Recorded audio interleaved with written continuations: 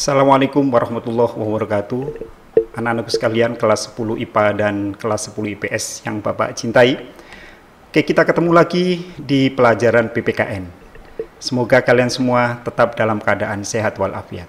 Anak sekalian, selamat kalian telah menyelesaikan bab 2 dengan baik. Dan nilai-nilai kalian di bab 2 cukup memuaskan. Nah, sudah selayaknya kita akan memasuki materi yang berikutnya, yaitu di bab 3.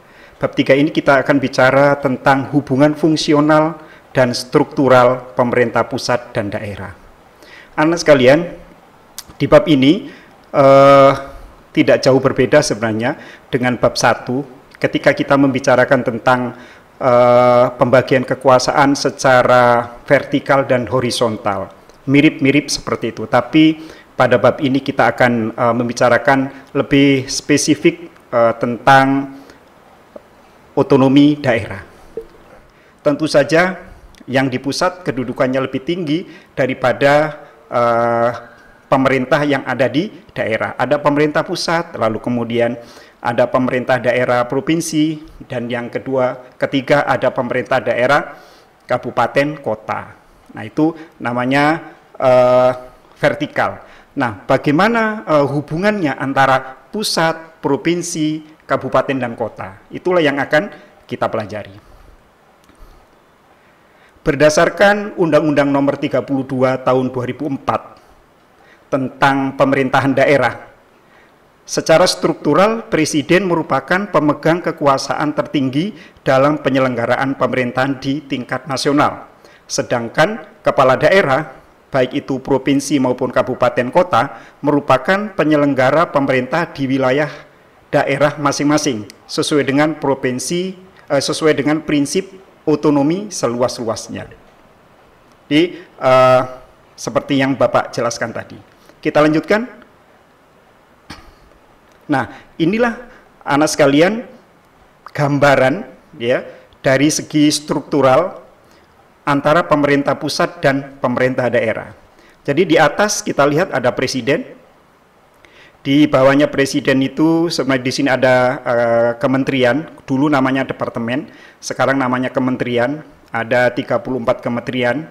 Ya, lalu khusus untuk hubungan struktural ini dari presiden ke menteri dalam negeri atau mendagri. Dari mendagri kemudian turun anak sekalian ke gubernur atau KDH. Apa KDH? Kepala daerah. Ya. Lalu di sebelah kanannya ada DPRD provinsi. Lalu di sebelah kiri ada kepala kantor wilayah tertentu, ya, kanwil, kantor wilayah maksudnya. Lalu turun lagi ada dinas, lalu ada sekretaris atau di kantornya sekretariat. Turun lagi ke bupati wali kota, di sebelahnya bupati wali kota ada DPRD kabupaten kota. Lalu kemudian turun lagi ada dinas ya. Lalu kemudian ada sekretariat dan turun lagi kecamatan, turun lagi ada kelurahan dan desa. Nah, anak sekalian, ini adalah gambaran hubungan secara struktural. Bagaimana hubungannya? Nanti sabar dulu. Nanti kita akan bicarakan. Kita lanjutkan sekarang.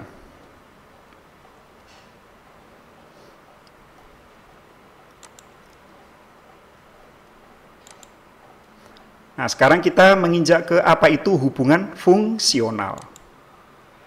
Hubungan fungsional menyangkut atas pembagian tugas dan wewenang dan kewenangan yang harus dijalankan oleh pemerintahan pusat dan daerah dalam rangka penyelenggaraan pemerintahan yang baik atau good governance.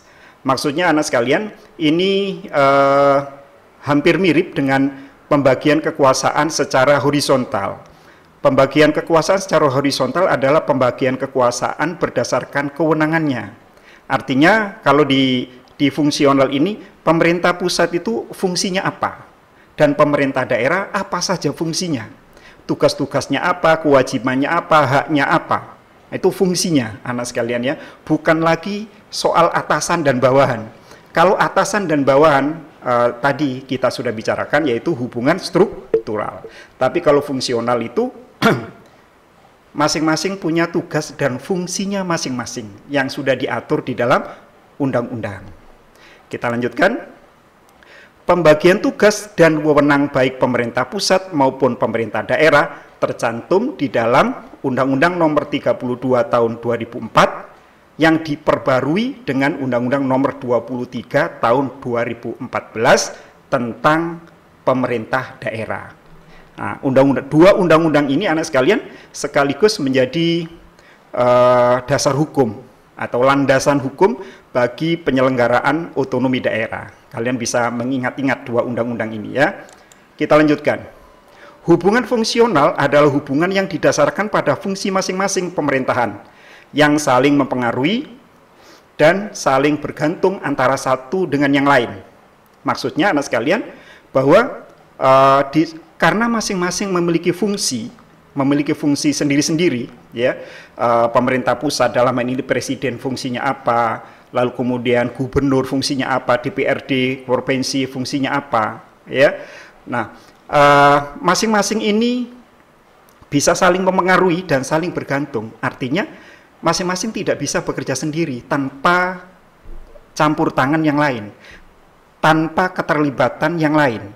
Walaupun punya fungsi sendiri-sendiri, tapi kalau tidak ada campur tangan atau kerjasama dengan yang lain, maka fungsi tersebut menjadi sia-sia. Kita lanjutkan. Pada dasarnya, pemerintah pusat dan pemerintah daerah memiliki hubungan kewenangan yang saling melengkapi satu dengan yang lain. Ya, pemerintah pusat nggak ada pemerintah daerah, tentu kewalahan. Apalagi pemerintah daerah tanpa pemerintah pusat juga tidak bisa melakukan fungsinya dengan baik.